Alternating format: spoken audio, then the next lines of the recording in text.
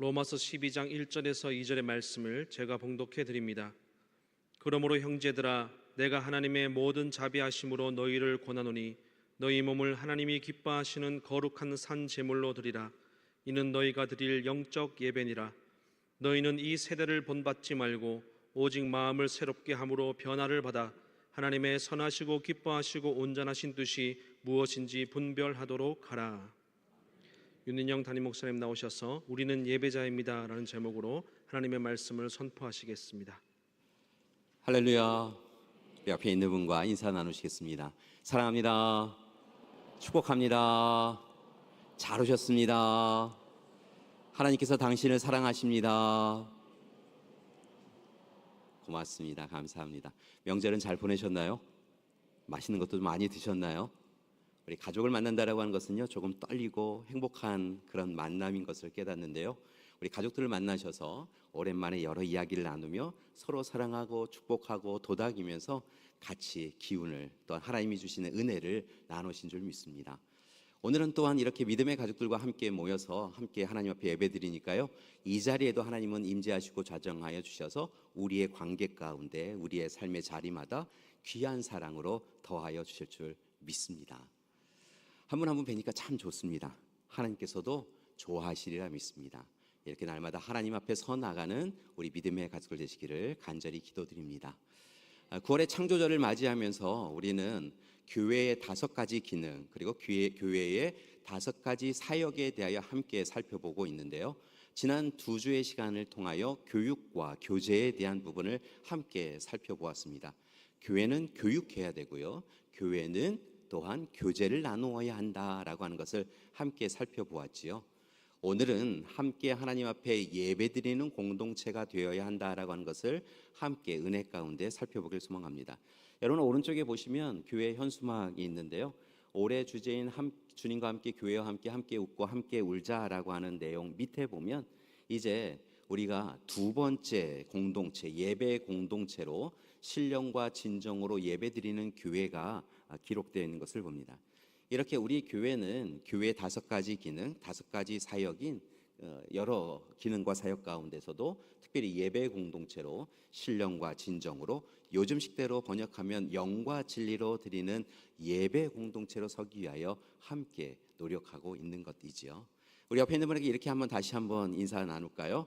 우리 교회가 예배 공동체 되도록 함께 예배드립시다. 아멘. 고맙습니다. 자, 그렇다고 한다면 과연 이 예배라고 하는 것은 어떤 것을 의미하는 것일까요?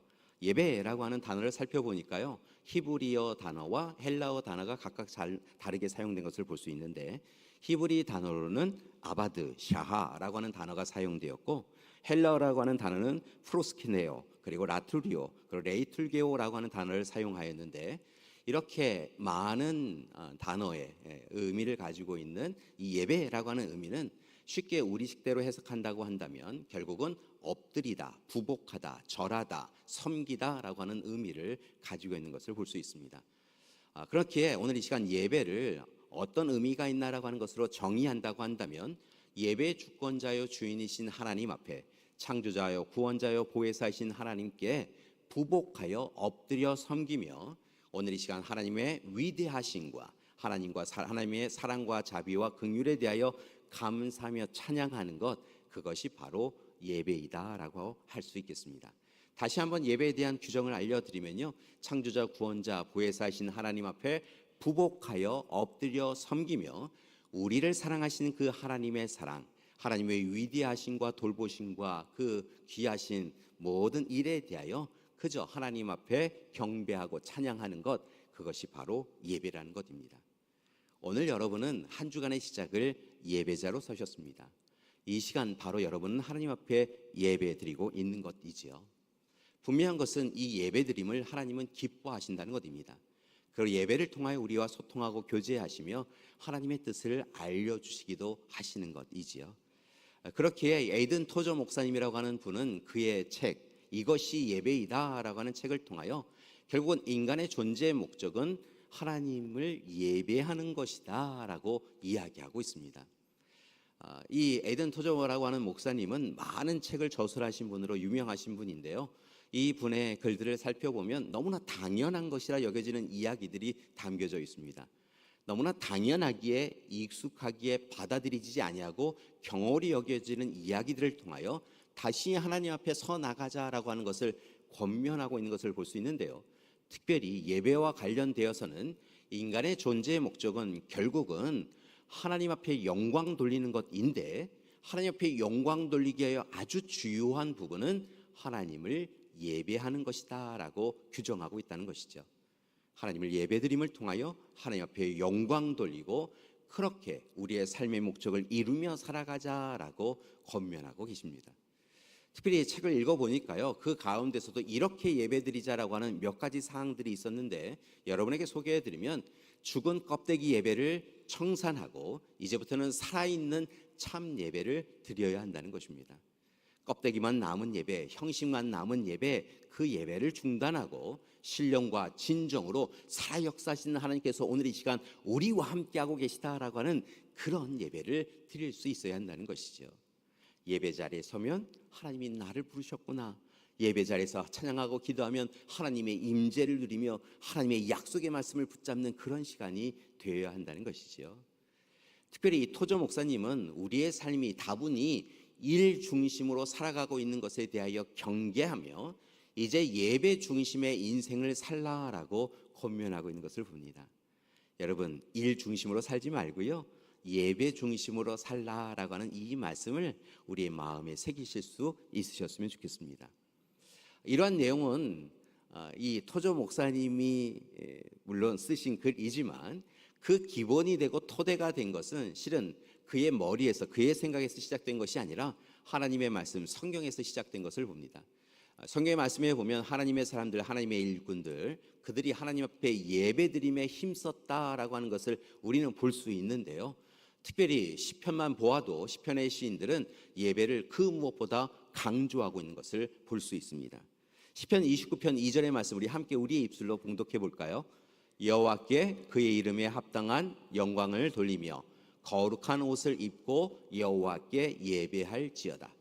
시편 29편의 시인은요, 오늘 이 시간 하나님 앞에 영광 돌리는 삶을 살기 위하여 예배드려야 한다, 예배해야 한다라고 이야기하고 있는데요.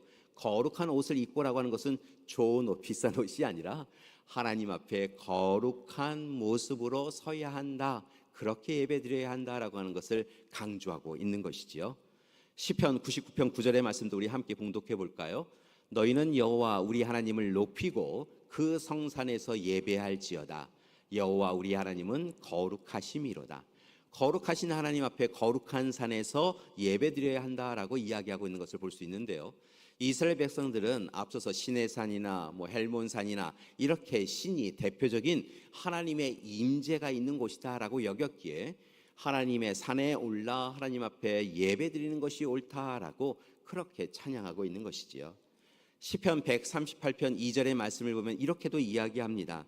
너희는 내가 주의 성전을 향하여 예배하며 주의 인자하심과 성실하심으로 말미암아 주의 이름에 감사하오리니 이는 주께서 주의 말씀을 주의 모든 이름보다 높게 하셨기 때문이다라고 이야기합니다. 오늘 시편 138편의 시인은 내가 주의 성전을 향하여 예배드린다, 그곳이 하나님의 임재와 좌정을 의미하는 곳이기에 그렇게 힘써서 하나님의 사랑과 자비와 긍휼이 나에게 임하기를 소망하며 하나님 앞에 예배드린다라고 이야기하고 있다는 것이지요. 이처럼 예배는 참으로 존귀하고 아름다운 일일 뿐만이 아니라 분명한 것은 예배 드리는 우리의 예배를 하나님은 그 무엇보다 기뻐하고 계시다는 것입니다. 사랑하는 여러분, 하나님 앞에 예배자로 서나가는 우리가 되기를 소망합니다. 분명한 것은 그렇게 예배자로 서나갈 때 하나님은 우리를 외면치 아니하시고 우리의 삶의 자리가 어떠하든지 간에 우리의 삶을 이끌어 주신다는 것이지요. 예배자로 설 때 하나님이 하나님의 자녀인 우리를 만나시고 우리의 삶을 변화시켜 주시고 마음과 생각 뜻을 바꾸어 주시고 마침내 우리의 발걸음도 이끌어 주실 줄 믿습니다.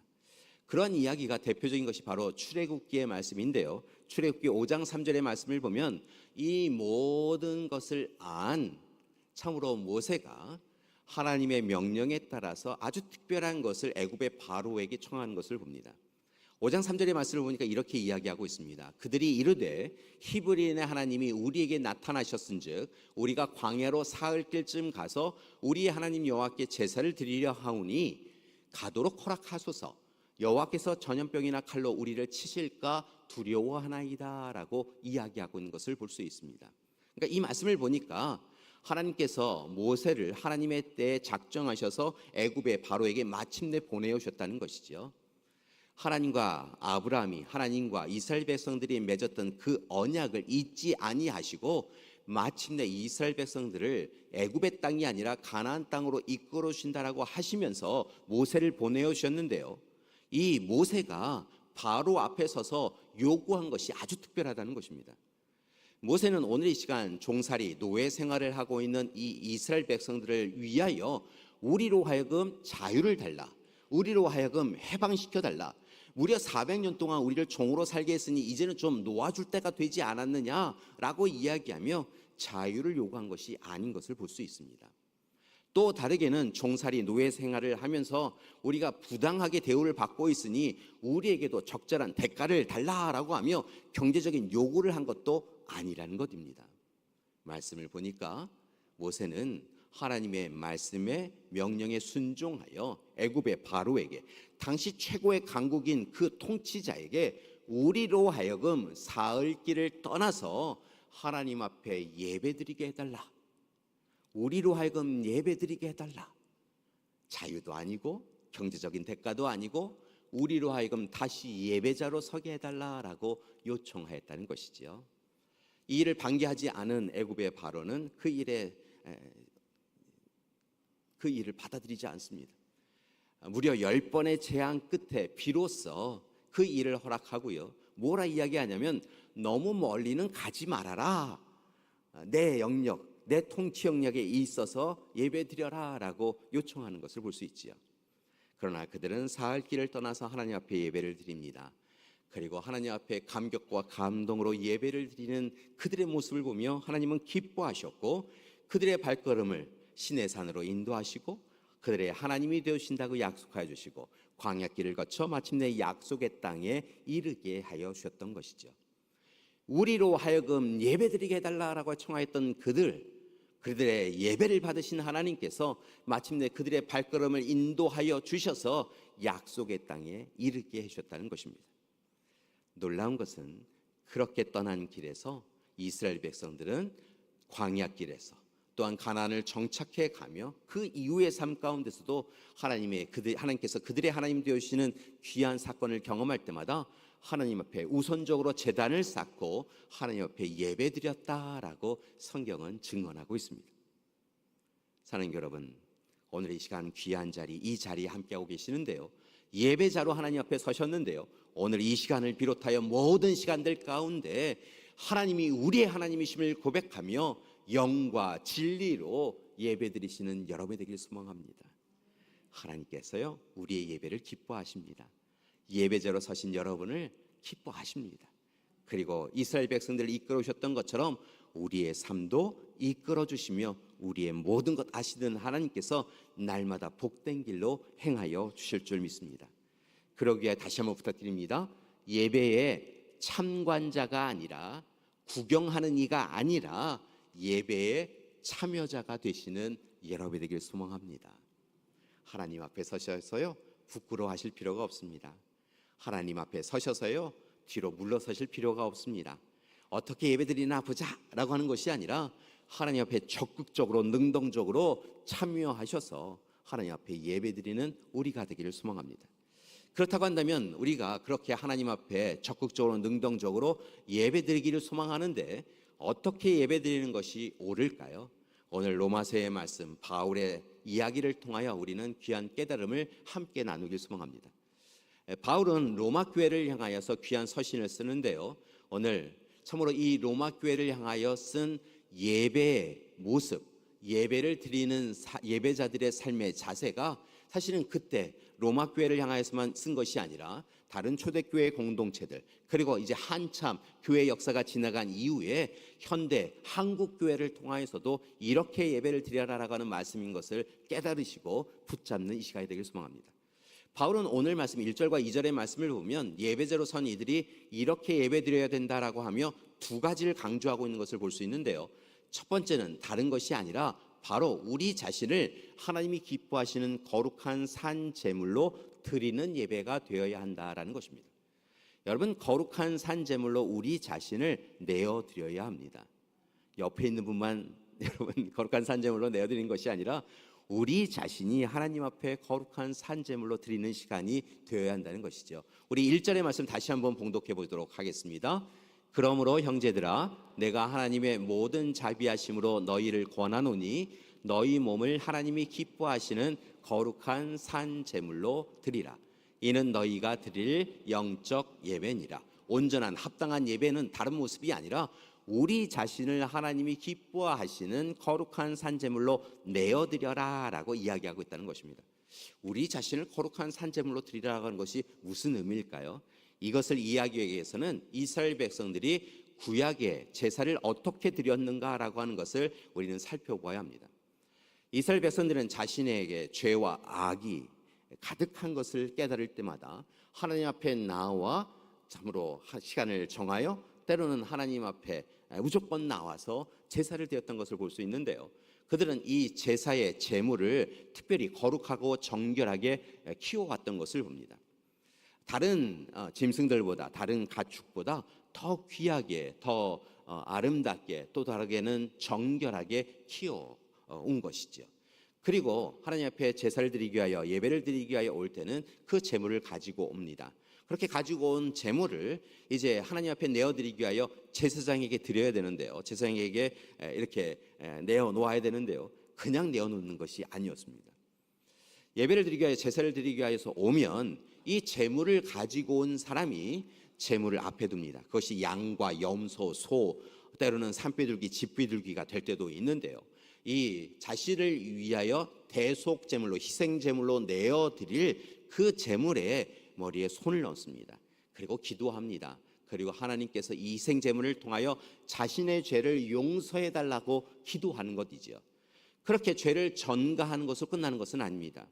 이제 본격적으로 그 희생 제물을 품어서 칼로 그 희생 제물을 잡습니다. 그렇게 희생 제물을 잡으면 피가 여기저기로 튀겠지요. 그렇게 희생 제물 아래 피를 엄뻑 뒤집어 쓴 채로 이제 그 희생 제물에 이 가죽을 벗겨냅니다. 그리고 희생 제물에 이 고기를 각을 떠서 이제 온전히 그렇게 제사장에게 내어주는 것이지요. 그때 제사장은 그 각든 그 고기를 가지고 또 피를 가지고 가서 하나님 앞에 불로 태워서, 또 다르게는 그 피는 여기저기에 뿌림을 통하여서 하나님 앞에 그 제물을 내어드린 이에 죄를 용서해 달라라고 기도하였다는 것입니다. 그러니까 오늘 이 시간 이 희생 제물을 가지고 온 이는 단순히 죄를 전가하는 것으로 끝나는 것이 아니라 그의 제물에 생명을 빼앗는 그 순간 자신의 생명도 이제 하나님 앞에 내어드립니다라고 결단하게 되었다는 것이죠. 그 희생 제물을 씻기우며 자신의 죄를 씻기우는 일을 행합니다. 그리고 자신의 모든 것 내어드려서 불로 태우는 일도 자신이 오늘 이 시간 태워진다 생각하며 하나님 앞에 서게 된다는 것이죠. 그 일을 대행하는 일을 제사장에게 맡기지만 실은 제사장은 그 일을 함께하는 이일 뿐, 오늘 이 시간 거룩한 산제물로 자기 자신을 내어드리고 하나님 앞에 부끄러운 인생임을 고백하며 회개하고 돌이키는 일을 이 제물을 바치는 이가 행하였다는 것입니다. 예배는 그와 같다는 것입니다.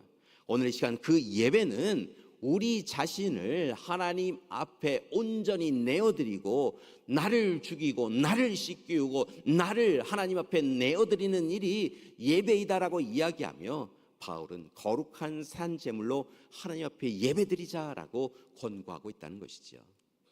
사랑하는 여러분, 이 예배 시간을 통하여 거룩한 산제물로 우리 자신을 하나님 앞에 내어드리는 시간이 되기를 소망합니다. 오늘 이 시간 우리의 생명의 주권자이신 하나님 앞에 우리의 생명을 내어드리기를 원합니다.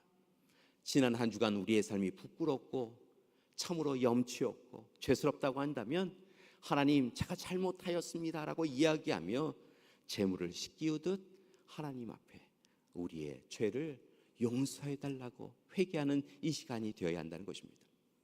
여러분, 그러한 전통들이 이스라엘 백성들에게는 있었던 것을 봅니다. 여러분, 아브라함이 이삭을 하나님 앞에 내어드릴 때를 모르니까요, 결국 아브라함은 이삭을 얽어매어서 제단 위에 올려놓고 그를 잡으려고 칼을 들었는데요, 여러분, 그 시간에 그 제단 위에 놓여진 이는 이삭만이 아니라 아브라함 자기 자신이었던 것을 봅니다. 그렇게 아브라함은 자기 자신을, 자신의 아들의 모습을 통하여 자기 자신을 내어드리며 하나님의 사람으로 살겠습니다라고 하며 제사를 드렸다는 것이지요. 이삭은 얽어매임을 실제로 당하였지요.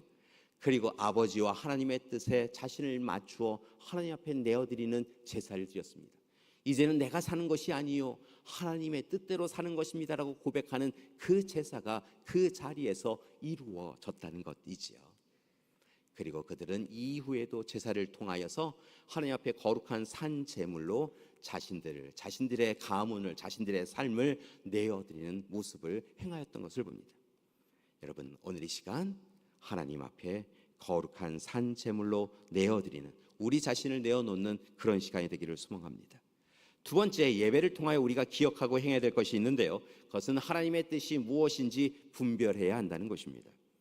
거룩한 산제물로 드리는 것과 함께 우리가 잊지 말고 이 예배 시간에 행해야 될 것은 날마다 모든 곳에서 이 시간 이 자리에서 하나님의 뜻, 우리를 향하신, 우리를 통하여 이루시고자 하시는 하나님의 뜻을 분별하며 살아가야 한다는 것이죠. 그런데 하나님의 뜻을 분별해 간다라고 하는 것은요, 쉽지는 않습니다. 그래서 세 가지 단계를, 과정을 거치는 것이 좋다라고 바울이 권고하고 있는 것을 볼 수 있는데요, 먼저는 무엇보다 2절의 말씀을 통하여 그 세 가지를 찾아보는 우리가 되었으면 좋겠습니다. 우리 2절 말씀을 읽으시면서요, 하나님의 뜻을 분별하기 위하여 어떤 과정을 거쳐야 되는지 함께 살펴보겠습니다. 너희는 이 세대를 본받지 말고 오직 마음을 새롭게 함으로 변화를 받아 하나님의 선하시고 기뻐하시고 온전하신 뜻이 무엇인지 분별하도록 하라. 아멘. 첫 번째는요, 이 세대를 본받지 말라는 것입니다. 우리는 세상과 기웃하며 세상과 벗하며 살아가는 것이 잘 살아가는 것이다라고 생각하는데요, 그렇지 않다는 것입니다. 로마서를 쓰며 바울은 당시에 황제가 나라를 다스리며 우상 숭배가 가득하였던 세상과 벗하여 살아가지 말라라고 이야기하며, 오늘 이 시대 어찌 보면 로마의 통치는 아니지만 세상의 또 다른 통치를 경험하며 세상과 벗하여 살아가는 우리에게 그렇게 살지 말라라고 권고하고 있다는 것이지요. 만몬주의와 물질주의와 권력주의와 성공주의, 향락주의에 빠져서 살아가는 그 삶을 멈추라라고 이야기하고 계신 것을 봅니다. 자, 이 세대를 본받지 않는다고 한다면 오늘 이 시간 우리는 두 번째로 무엇을 해야 되는 것일까요? 바로 그것은 오직 마음을 새롭게 하여 변화를 받으라는 것입니다. 세대를 본받지 않게 되었다고 한다면 이제 온전히 마음, 이 마음이라고 하는 것은 단순히 마음을 이야기하는 것이 아니라 존재 자체를 의미하는 또 다른 의미이기도 하니까요, 우리의 존재 자체가 옛사람에서 새사람으로 변화받아서 날마다 변화되는 삶을 살아야 한다는 것입니다. 어제 변화된 것으로 만족하지 말고 오늘 변화된 삶을 살라라고, 그것이 하나님의 뜻을 찾아가는 과정이다라고 바울은 권면하고 있다는 것이지요. 세대를 본받지 말고 이제부터는 변화되어 새로운 삶을 살아가고 있다고 한다면 새로운 존재가 되어서 마지막으로 분별된 삶, 하나님의 뜻을 온전히 찾는 삶을 살아가야 될 줄 믿습니다. 여러분, 날마다 하나님의 선하시고 기뻐하시고 온전하신 뜻이 무엇인지 깨달으며 살아가고 계시지요? 분명한 것은 알되 행하지 않는 삶이 되더라는 것입니다. 어렴풋이 알아서 온전히 알지 못하더라는 것입니다. 그러니까 시험과 시련의 유혹에 빠지는 때가 많더라는 것이죠. 세대를 본받지 말고 변화된 삶을 살아가신다고 한다면 이제 온전히 하나님의 사람으로 하나님께 예배드리기 위하여 하나님의 뜻을 분별하여 살아가는 저와 여러분이 되기를 소망합니다. 그때 하나님께서요, 우리의 삶을 이끌어 주실 줄 믿습니다. 사랑하는 여러분, 오늘 이 시간 예배자로 잘 서셨습니다. 한 주간의 첫 시작을 예배드림으로 시작하신 것 정말 탁월한 선택이셨습니다. 이제 부탁을 드립니다. 이제 다가오는 한 주간 이제 예배 드렸으니까 나머지는 내 뜻대로 산다라고 하지 마시고요, 모든 시간 다시 하나님 앞에 우리가 함께 모여 믿음의 가족들이 예배드리는 이 시간까지 하나님 앞에 영과 진리로 예배드리는 여러분이 되길 소망합니다. 이곳 성전에서도 하나님 앞에 예배드리지만 교회 당에서도 예배를 드리지만 분명한 것은 여러분의 삶의 자리에서 예배자로 서셔야 한다는 것입니다. 하나님 앞에 거룩한 산제물로 우리 자신을 내어드리고 하나님의 뜻을 분별하며 하나님이 우리를 통하여 이루시고자 하시는 그 일을 계획을 마침내 이루어가는 저와 여러분이 되어야 될 줄 믿습니다. 여러분 기도하십시오. 하나님 앞에 찬양하십시오. 하나님의 말씀을 참으로 우리 마음판에 새기고 말씀이 이끄는 대로 성령이 이끄는 대로 살아가는 저와 여러분이 되길 소망합니다. 그 삶이 바로 예배자의 삶인 줄 믿습니다. 사랑하는 여러분, 우리는 예배자입니다. 우리는 예배자입니다. 당신 누구입니까? 라고 물으면 우리는 그리스도입니다. 우리는 예배자입니다. 하나님 앞에 엎드려 부복하여 하나님의 뜻을 찾고 하나님의 뜻을 이루는 사람들입니다 라고 고백하셔야 될 줄 믿습니다. 이 일을 위하여 하나님 앞에 다시 서시고 하나님을 만나시고 하나님의 은혜를 누리시는 여러분이 되기를 소망합니다. 여러분, 한 가지 중요한 것을 기억하셨으면 좋겠습니다. 우리가 예배를 지키는 것이 아닙니다. 오늘 예배가 우리를 지키는 것입니다. 다시 한번 말씀을 드립니다. 우리가 예배를 지키는 것이 아닙니다. 예배가 우리를 지킵니다. 늘 말씀드렸던 대로 우리가 말씀을 읽는 것이 아니라 말씀이 우리를 읽는 것처럼요, 예배를 지키는 것이 아니라 예배가 우리를 지키게 되어줄 줄 믿습니다. 예배가 온전히 서야 우리가 제대로 서고 우리를 통하여 예배자가 된 우리를 통하여 가정과 교회가 회복되어질 줄 믿습니다. 그러니 여러분, 좋을 때 예배드리시고요, 힘들 때 예배드리시고요, 절망과 낙심이 우리를 주저앉게 할 때 더욱 힘써서 예배 시간을 성별하셔서 하나님 앞에 서시고 하나님의 은혜를 누리게 해달라고 그렇게 예배드리는 우리가 되길 소망합니다. 여러분, 분명한 것은요, 그렇게 예배자로 서 나갈 때 하나님께서 우리 한 사람 한 사람을 보아주시고요, 예배드리는 우리를 기뻐하시고요, 품어주시고 지켜주시고 동행해 주시며 하늘의 은혜로 살아가게 해 주실 줄 믿습니다. 우리 옆에 있는 분에게 함께 이렇게 인사하셨으면 좋겠습니다. 인사하시면서요, 귀로 들으시며 우리 마음판에도 새기셨으면 좋겠어요. 옆에 있는 분에게 인사하시겠습니다. 우리는 예배자입니다. 함께 예배드리십시다. 예배드리는 것에 부지런합시다. 이러실 줄 알았어요. 예배드리는 것에 부지런해야 돼요. 열심히 해야 돼요. 여러분, 생각해보면 한국교회가 든든히 서나갈 수 있었던 것, 우리 부모님들이 참 힘들고 어려운 삶을 살아가시는 가운데서도 기쁨과 감사로 소망으로 살아가실 수 있었던 이유는요, 하나님 앞에 예배자로 서는 것에 기뻐하셨다는 거예요. 여러분, 하나님 앞에 예배자로 서나가는 저와 여러분이 되기를 소망합니다. 우리 예배드림을 통하여 하나님께서 우리를 만나주시고 우리의 삶을 이끌어 주실 줄 믿습니다. 함께 기도하시겠습니다. 참 좋으신 하나님, 감사드립니다. 오늘 우리를 예배 자리로 인도해 주셨음을 감사드립니다. 하나님, 예배 자리로 인도해 주신 하나님께 감사하며 예배자 되게 하여 주시옵소서. 오늘 이 시간 하나님 앞에 우리 자신을 거룩한 산제물로 내어드리고 이제부터 하나님 앞에 서는 그 시간까지 하나님의 뜻을 분별하며 하나님의 뜻을 이루어가며 살아가는 예배자 되게 하여 주시옵소서. 예배자에 대한 이들을 통하여 가정과 교회를 다시 온전하게 회복시켜 주시옵소서. 예수님의 이름으로 기도드립니다. 아멘.